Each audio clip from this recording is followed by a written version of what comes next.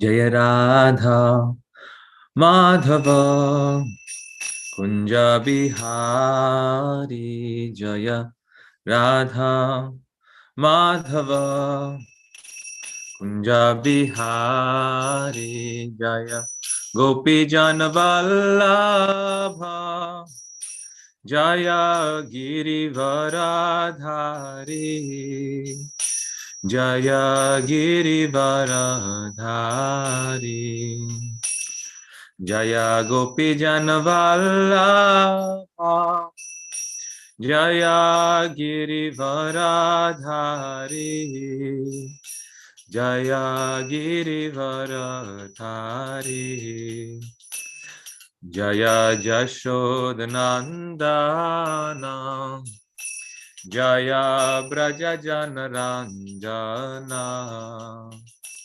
Jaya Jashodanandana Jaya Braja Janaranjana Jaya Yamuna Tiravanachari Jaya Kunja Bihari Jaya Yamuna Tiravanachari Jaya Kunja Bihari Jai Radha Madhava Kunja Bihari Hare Krishna Hare Krishna Krishna Krishna Hare Hare Hare Rama Hare Rama Rama Rama Hare Hare Jaya Radha Madhava Radha Madhava Radhe Jaya Jaya Prabhupada Prabhupada Prabhupada Jaya Jaya Prabhupada Shri Radha Madhav ki Jai Shri Prabhupada ki Jai Gaur Bhaktavrinda ki Jai. Hare Krishna, welcome everyone to the morning Bhagavatam class. So I'll just share my screen.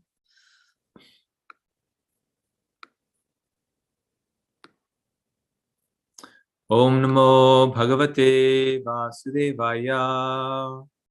Om Namo Bhagavate Vasudevaya.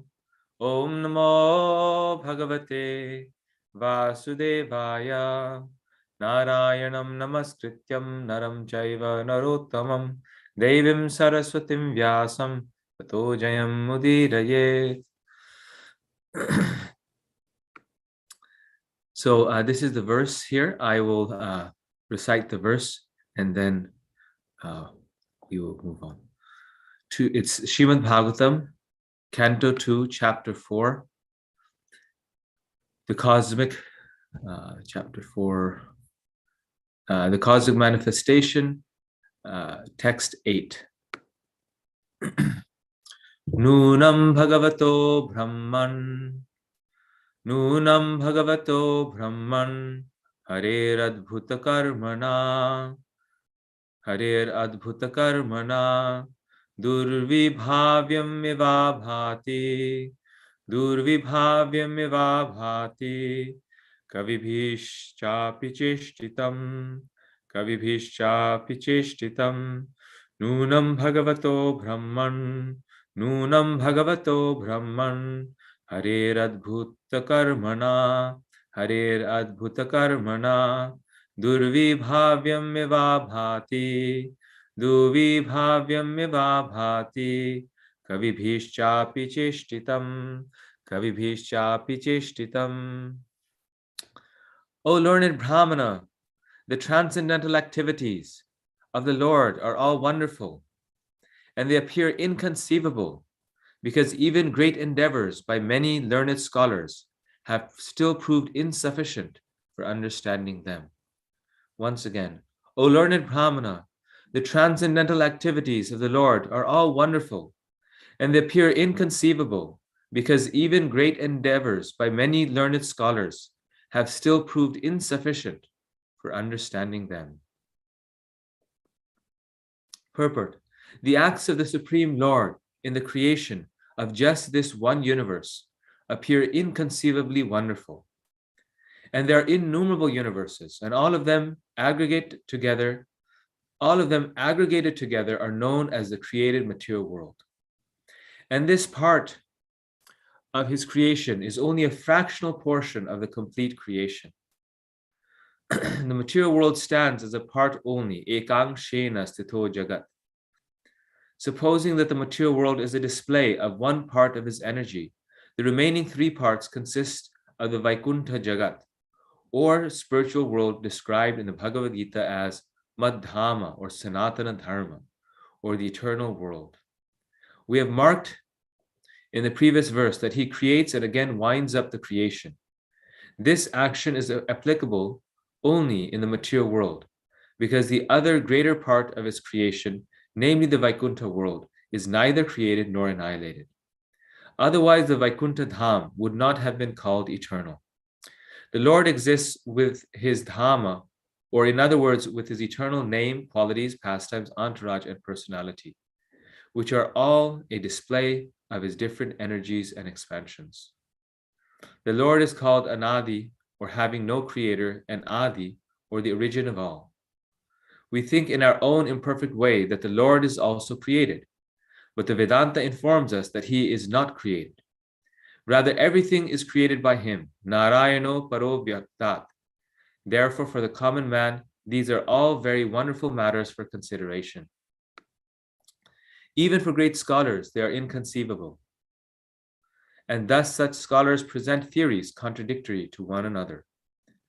Even for the insignificant part of his creation, this particular universe, they have no complete information as to how far this limited space extends, or how many stars and planets are there, or the different conditions of those innumerable planets.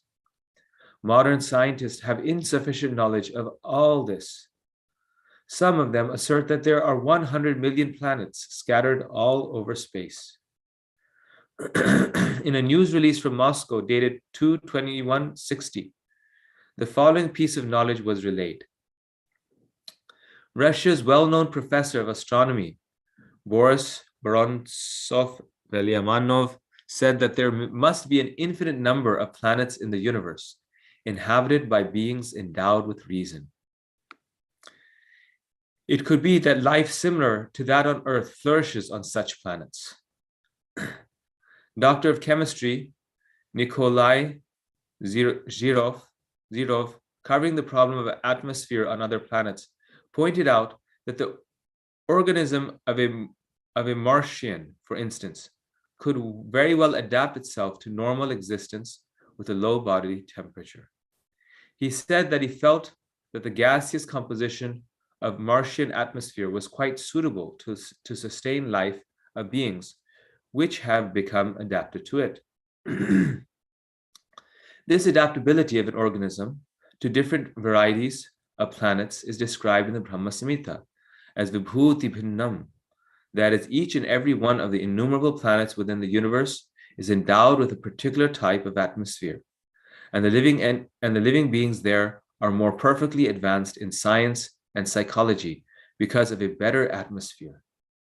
Vibhuti means specific powers, and bhinnam means variegated. Scientists who are attempting to explore outer space are trying to reach other planets by mechanical arrangements, must know for certain that organisms adapted to the atmosphere of Earth cannot exist in the atmospheres of other planets. Easy journey to other planets. One has to prepare himself, therefore, to be transferred to a different planet after being relieved of the present body, as it is said in the Bhagavad Gita 9:25. Yanti deva vratan devan praturn yanti praturn vrata bhutani yanti bhuteja yanti madhyajinopi mam. Those who worship the demigods will take birth among the demigods. Those who worship ghosts and spirits will take birth among such beings. And those who worship me will live with me. Maharaj Parikshit's statement regarding the workings of the creative energy of the Lord discloses that he knew everything of the process of creation. Why then did he ask Shukadeva Goswami for such information? Maharaj Parikshit, being a great emperor, a descendant of the Pandavas and a great devotee of the Lord, and a great devotee of Lord Krishna, was quite able to know considerably about the creation of the world. But that much knowledge was not sufficient. He said, therefore, that even greatly learned scholars fail to know about that, even after great effort.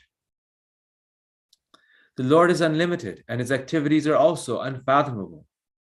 With a limited source of knowledge and with imperfect senses, any living being, up to the standard of Brahmaji, the highest perfected living being within the universe, can never imagine knowing about the unlimited. We can know something of the unlimited when it is explained by the unlimited, as has been done by the Lord himself in the unique statements of the Bhagavad Gita. And it can also be known to some extent from realized souls like Shukadeva Goswami, who learned it from Vyasadeva, a disciple of Narada. And thus the perfect knowledge can descend by the chain of disciplic succession only, and not by any form of experimental knowledge, old or modern. Om Gyanam Timirandasya Gyananjana Shalakaya Chakshuru Militam Yena Tasmai Shri Gurave Namaha. Hare Krishna, everyone. This was a very long purport, very long verse. Here we are in Canto 2, and it's important to remember where Srila Prabhupada is writing this. He's quoting a news article from the 1960s in his purport here, showing how Srila Prabhupada was also very relevant. Whatever he wrote, however he wrote it, he was always very practical and very relevant to his audience. And so that time in India, Russia was at the forefront of the space exploration, scientific advancement. Since a long time, India and Russia had sort of a political relationship, especially at that time, not so much today. So people in India were reading these news articles and quoting Russian scientists. And this Russian scientist is saying that there's hundreds of millions of planets in this world. And the world is so vast, it may even be unlimited.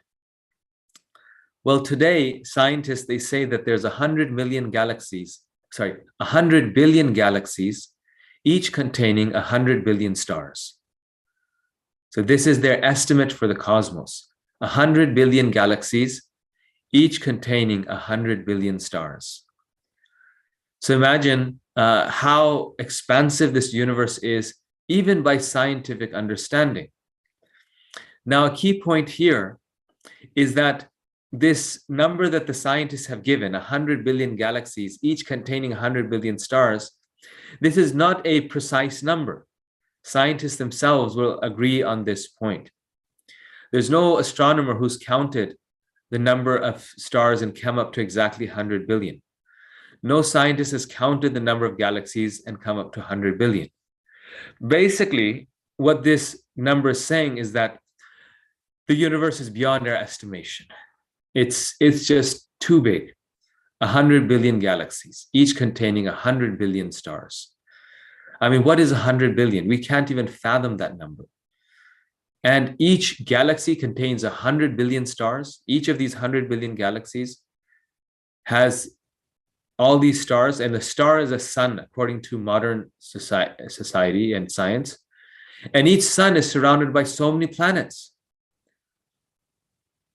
So as far as the scientists know, there could be easily 120 billion stars with 139 billion galaxies.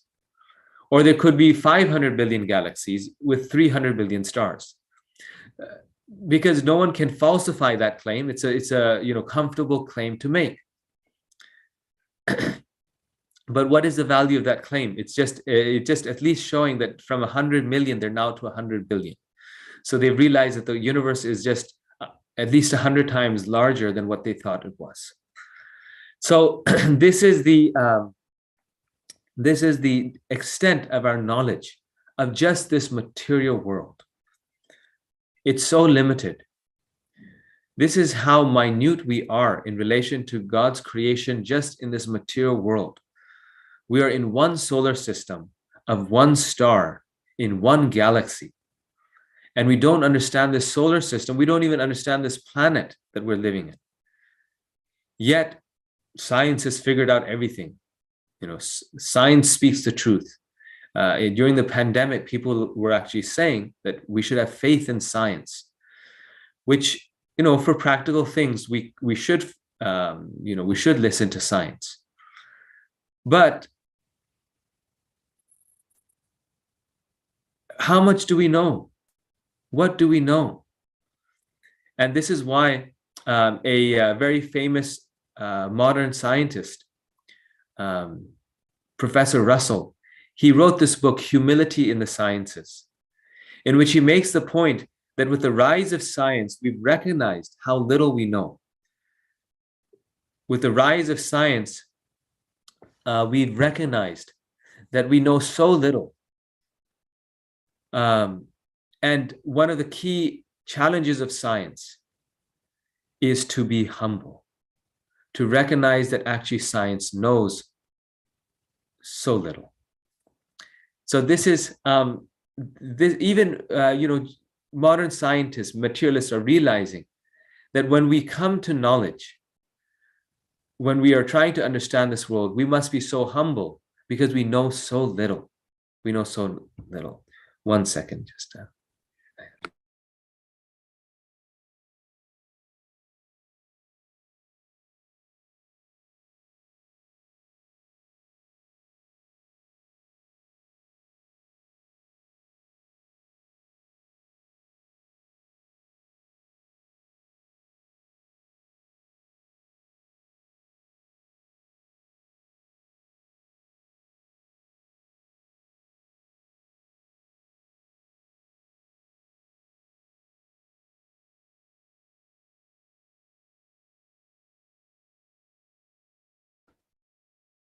Yes, sorry about that. So this is the limitations of the scientific world. That the scientific world is so the scientific knowledge, if it has made progress, the main progress that it has made is recognizing how little we know. And the greatest scientists of the world, like Einstein, Newton, this was their primary quality, that they were so brilliant precisely because they recognized the limitations of one's mundane knowledge. Einstein, he said, the more I study the world, the more I understand it is incomprehensible, and the more I understand how little I know. This is a direct quote from Einstein. Those who have little knowledge, who are generally you could say the less successful scientists, they claim, oh, we know everything. We know all of it. So here in this verse from Srimad Bhagavatam, this point is being mentioned, that how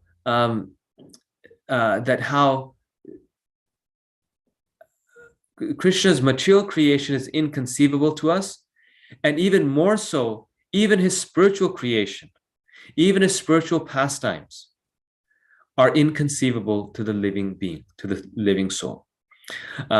It's so much so, right? If the material creation is beyond our estimation, like we've described, we've been discussing in detail, that there's just, we cannot fathom its extent, then what to speak of Krishna's spiritual creation and his spiritual pastimes? One last point on the material creation I want to make is that then when biologists, when they study the body, they say that every brain, every human or even animal brain is as complex as the universe. So on one side, we have this unlimitedly expansive universe that we cannot fathom. And then even within every minute insect, there's an entire universe there. And there's millions and millions and billions of people. So when we talk about science and the progress of science, we have to put into perspective How much have we progressed? Just like, these days, artificial intelligence experts, they talk about how they can make a computer that thinks and talks just like a human being. That's called artificial intelligence. And philosophers, they have very serious discussions, what would be the implications of an artificially intelligent human being? And if a computer speaks, talks, and walks just like a human being, could you actually know the difference between that computer and a human being? All those talks are good, but the reality is, how close have we come to that? Just until a few years ago, at least, I read, the latest cutting edge science. I don't know as of today, but just a few years ago, the most advanced artificially intelligent computer could not make a distinction, could not identify an apple from a pear and a pear from an apple. So it had difficulty knowing the difference between an apple and a pear, something that a 3-year-old child can figure out. This super computer at MIT couldn't figure that out. It was too bewildering for it. So, our modern politicians think that through their weapons, they can destroy the world. Of course, they can cause a lot of pain through these weapons. But Prabhupada said that even that is all in Krishna's hands, because we are so small, so minute. Our knowledge is so limited.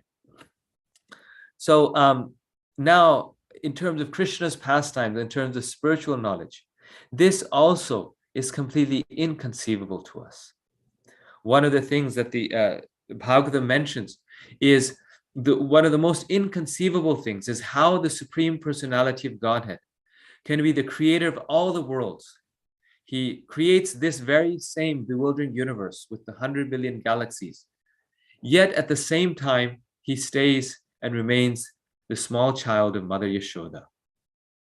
And as the child of Mother Yashoda, Krishna is not just doing a drama. He's not just pretending that he's a child, but actually he remembers or knows that he's God. But the Acharyas have explained that Krishna is actually the child of Mother Yashoda. He actually forgets that he is the Supreme Personality of Godhead. He actually feels afraid for Mother Yashoda's stick. While at the same time, that same Krishna, that same person, shows the entire universal form within his mouth to his very own mother. He shows all the entire universe within his mouth. So Queen Kunti in the Srimad Bhagavatam, she points out, she actually says that how it is this nature of Krishna, it is this quality of Krishna that is most endearing to her, and how she herself becomes completely bewildered by Krishna's transcendental pastimes. So I'm just going to read these verses from Queen Kunti, and then we'll end very soon. So this is text 30, Canto 1, Chapter 8, text 30. She says, Janma karma cha vishvatman ajasya karturatmana tiryanishishu yadashu tatatyanta vidambana. Of course, it is bewildering, O soul of the universe, that you work, though you are inactive, and that you take birth, though you are the vital force and the unborn. You yourself descend among animals, men, sages, and aquatics. Verily, this is bewildering. Gopyadadi tvaikritagasida yate dashashru kalilanjana sambramaksham vakram niniya bhaya bhavanaya sitasya samam vimohayati bhirapi yad vibheti. My dear Krishna, Yashoda took up a rope to bind you when you committed an offense, and your perturbed eyes overflooded with tears, which washed the massacre from your eyes. And you were afraid, though fear personified is afraid of you. This sight is bewildering to me. So Krishna is the most powerful, yet he's crying. His eyes are overflooded with tears when Mother Yashoda is trying to bind him. He's afraid of her, and he's trying to run away from her. And Queen Kunti is saying that this sight is bewildering to me. She says Vidambana.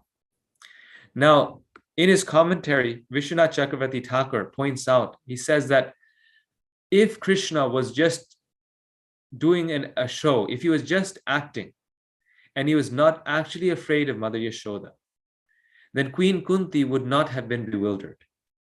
She would not have said that this is very bewildering. Because even during her time, dramas were very common. Krishna's doing a drama. He's doing a play. But Vishwanath Chakravarti Thakur says that Krishna is actually feeling afraid. And he is simultaneously actually the Supreme Personality of Godhead. And therefore, Queen Kunti is feeling bewildered. Because we have to remember that since eternity, Krishna has been the son of Mother Yashoda. Since eternity, he's in the spiritual world. So he can't enjoy these pastimes unless he's actually relishing them. You know, we enjoy a drama for some time. We enjoy being an actor for some time. But after the drama is done, everyone runs to the shower, takes off everything, and we're just relieved not to be in the drama. We like to live a real life. So Krishna cannot enjoy his pastimes if he's just playing this part. And secondly, the Acharyas explain that Krishna is first and foremost the son of Mother Yashoda. Then on the side, as a secondary part, he is the Supreme Personality of Godhead. He is God. That's his, you could say, expansion, his side job. His main job is being the son of Mother Yashoda. So how could his main life, his true identity, be one of just a show? Not possible. So therefore, Vishwanath Chakravarti Thakur, he says that this is inconceivable. How the Supreme Personality of Godhead can simultaneously be the loving child of Mother Yashoda and at the same time answer all the prayers of his millions of devotees in every universe, at the same time punish all the miscreants, at the same time create all these worlds. This is inconceivable. And then he says, how is it possible? Is there any explanation? Can we make sense of this? Is it, how does he go about doing this? His response is, this is only possible by Krishna's Achintya Shakti. By his Achintya Shakti, his inconceivable energy, all contradictions are made possible. There's no other answer to it. Ultimately, when we come to God, and this is what this verse is saying, when we come to Krishna, we have to resign ourselves that Krishna's nature is inconceivable. That's the only and final answer. That it is simultaneously, both things are true, that he is God and he is not God. He is fearless and at the same time fearful of Mother Yashoda. He is all powerful, yet he is powerless in front of his devotees. He is unlimited, yet Mother Yashoda can tie him up with a little piece of rope. He is fear personified, yet he is afraid of his mother's stick. These things are only possible because Krishna is truly inconceivable. So we can know Krishna by our love, by our service, we can know Krishna. But what we know is his love. We cannot fully understand Krishna. It is not possible. Because even Krishna does not know the limits of his own Maya.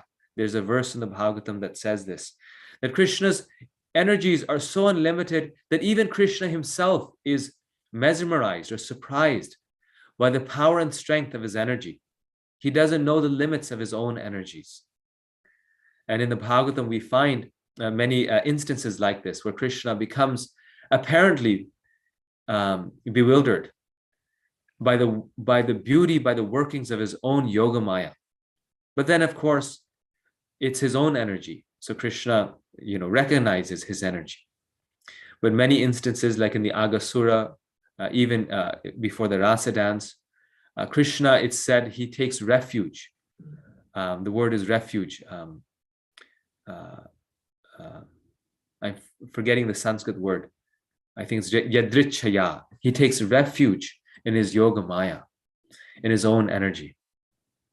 So how powerful is Krishna? How powerful is the Supreme Personality of Godhead? He is so powerful that he can even disempower himself.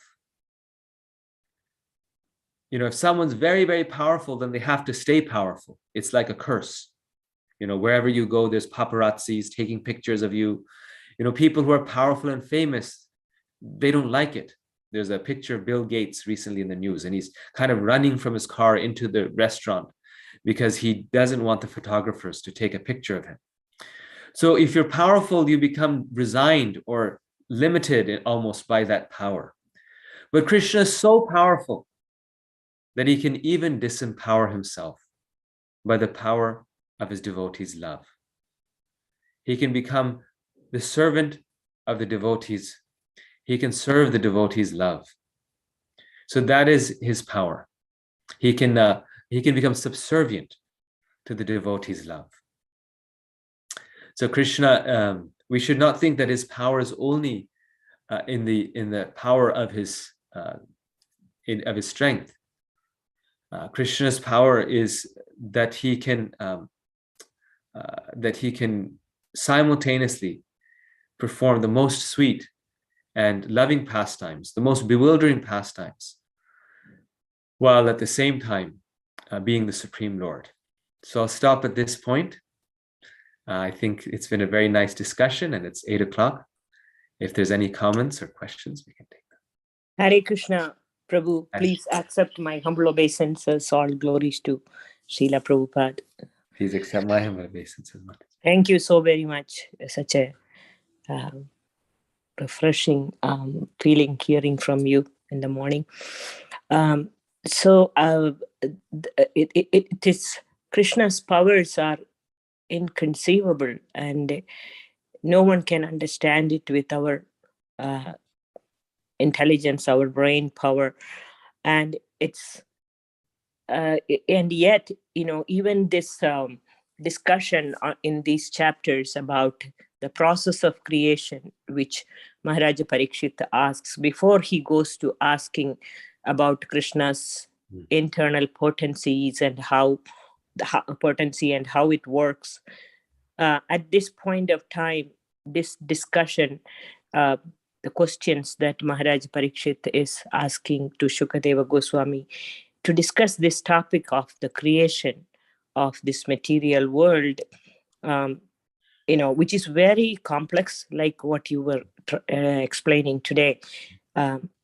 This particular section, this question raised, definitely is so relevant. Otherwise, a personality like Parikshit Maharaj, who has only such a short time period to live, and you know, within 7 days, a lot of time is spent on discussing this. And I was reading 11th canto, and came across a verse where Krishna says, "No one except me or my dear devotee knows the intended meaning of the Vedas." It's somewhat similar to Vedeshu Durlabham Adurlabham Atma Bhaktau Govindam Adi Purusham. So, of course, you know, Shukadeva Goswami, being such an empowered devotee, he is able to speak because, you know, Krishna himself says, "No one but me or my devotee." And therefore, we are getting these little glimpses, and even the glimpse that we are getting in the detailed description of the process of creation, which is coming up in these next chapters, even when we pay close attention to the detail, you will never understand. So sometimes you hear questions about why did Krishna's energy or Krishna's various forms, and with internal energy, without internal energy, these kind of detailed descriptions, when it comes, sometimes it is very easy to feel carried away that this detail is there. Now in my complicated brain, it is not fitting correctly. 1 + 1 is 2. It is not going to. But the beauty of all of this is that I was thinking this, hearing about this description of creation, whether we understand or not, it is fascinating. But just like the opulence of the absolute discussed in Bhagavad Gita, opulences are discussed, but that is not the only opulences of the Supreme Lord. Similarly, creation is discussed, but that is not the only aspect of the creation. And so it helps us to appreciate the degree of the majesty and the complexity of this whole thing gives us opportunity to appreciate the person Krishna. And to do that, you have to be simply a devotee. And this is most fascinating, because you still need to use your material God-given brain and intelligence in hearing and understanding, and yet it is not about trying to understand it to the minutest detail, but trying, at least learning to appreciate the beauty of these descriptions. And it struck me so much when I was reading verses related to this process of creation. And you explained it so beautifully. There is no way, I mean, no scientist, no computer, nothing can give even a glimpse into this whole process. I really thank you so very much. It gave me a feeling of happiness in my heart just hearing. Thank you so very much. Thank you, Mataji. And just following something that you were saying, that the Vedanta Sutra, also I think the Bhagavatam in some places, it tells us that Krishna's creation and his creating the worlds is one of his pastimes. So this is also one of his leelas and pastimes. And that's, I think, what you're mentioning, that how a devotee who is a devotee of the Lord, who's surrendered to the Lord, they therefore relish these narrations of Krishna's creation, because they relish Krishna's pastimes. They relish it as, this is my Lord's pastimes. And one of the things that devotees say is that when we read Srimad Bhagavatam and Prabhupada's books in general, when we read them again and again, then each time we read them, like when we come through the second time or the third time, then we get we read it, the same words, but with a different set of eyes. In other words, it's an entirely different experience. And I remember this in my own reading, like you were sharing in your reading about this. The first time through in the Bhagavatam, these narrations of creation and everything, they're so cumbersome. Like, oh, okay, well, I hope to get to the story part now. And how is this meaningful to me? What is the purpose of these? But after going through it once, then the second time around when we read it, we actually relish it, because like these verses, when Parikshit Maharaj is asking about the energies of the Lord, and you're mentioning how he only has 7 days, right? Only 7 days to live. And he's here asking about the technicalities of the material world, so to say, the nature, the energies and these things, that when a devotee is reading these narrations, then they mean so much. Actually, it's a different feeling when the second time through, when you're reading it, or the third time through, because it's not so much about the energies, but it's about its relationship with Krishna.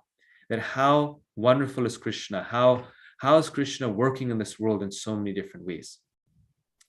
And yes, it is even though it is elaborated quite a bit, and one may try to use one's intelligence, because God has unfortunately given us this this brain, and so one may try to understand this complex process by some analytical means. And if you get stuck at that level, there is no way, however much you analyze it, still you will not get the answer to the question. However, it is, I felt it every single time I read the process of creation. It was extremely interesting to me. I never looked for stories in Bhagavatam. Actually, I felt that this is not possible for me to understand, but it is extraordinary. And it is, how from unmanifest things become manifest, and once again it become unmanifest, and everything remains, and everything, the process continues forever. And now you can look at it in a questionable way, or you can appreciate it, and you can see that this is not anything that simple as your human brain can understand and appreciate the Supreme Lord, and just be happy just hearing. And there is so much to hear as well. And I don't think however much information we gather, we will not get. It's not the happiness that is coming from gathering information. It is the happiness which is coming from appreciating the beauty of the whole process. And so that was my feeling when I read.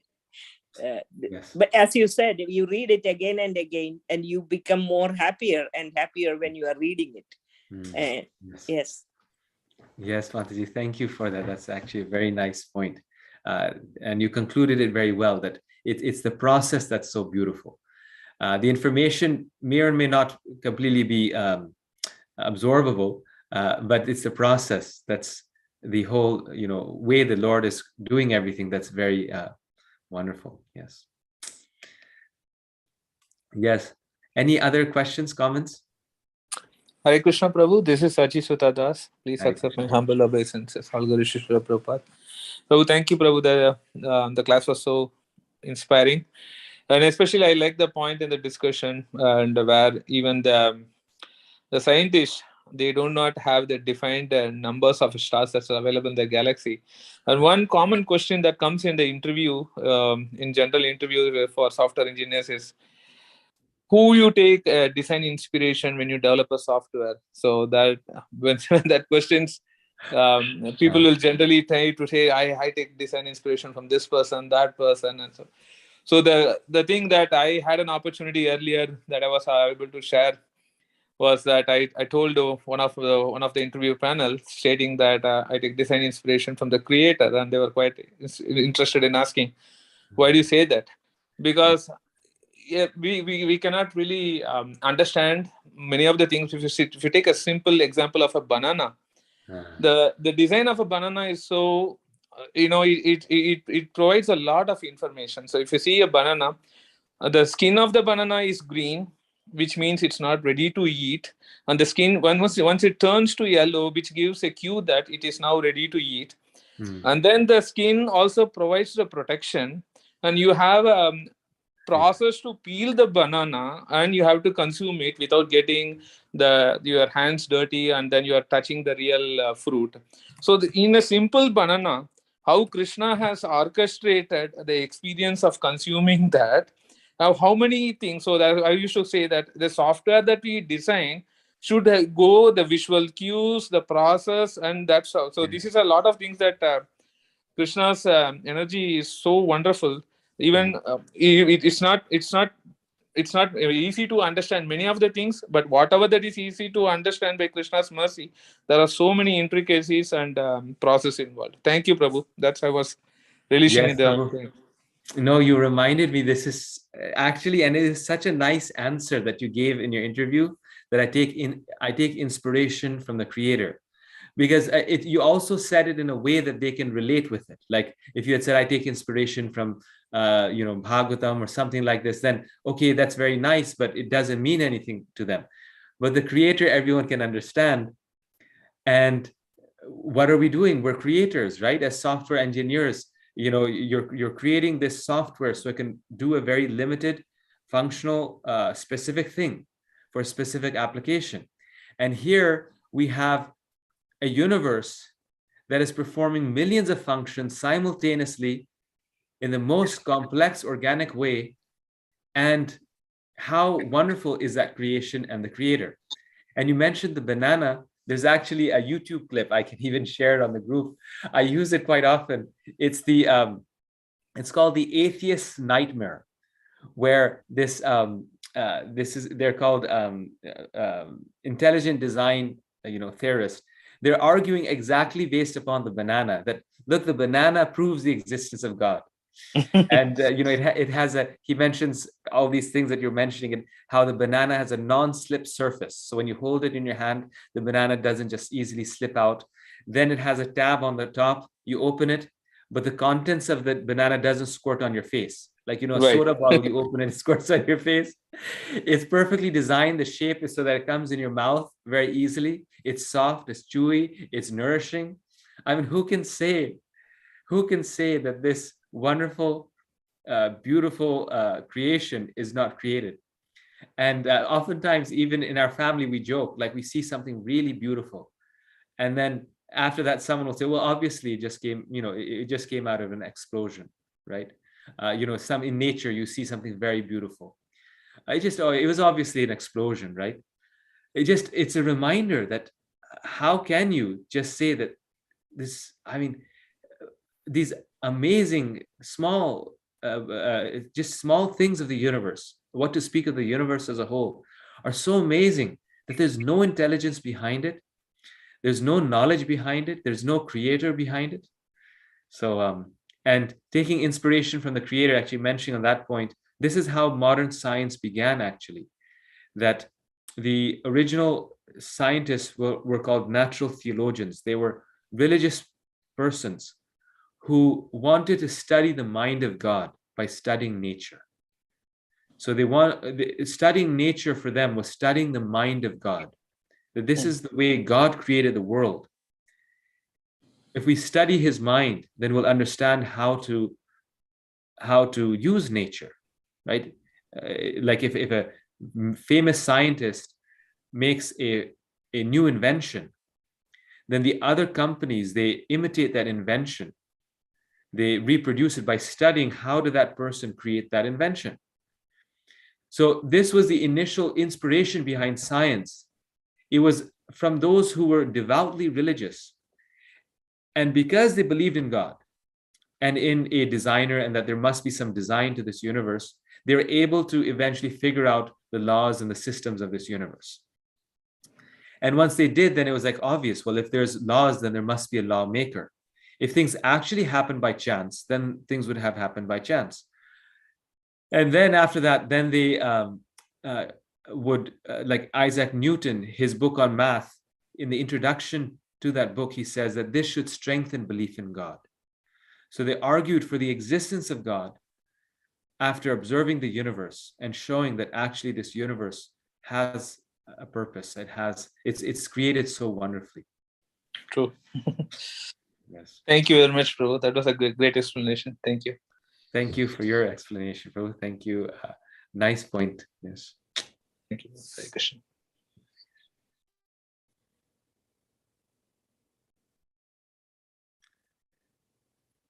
So I think we can stop here. It's 8:20. Thank you very much. Srimad Bhagavatam ki jai. Srila Prabhupada ki jai. Gaur Bhakta Vrinda ki jai.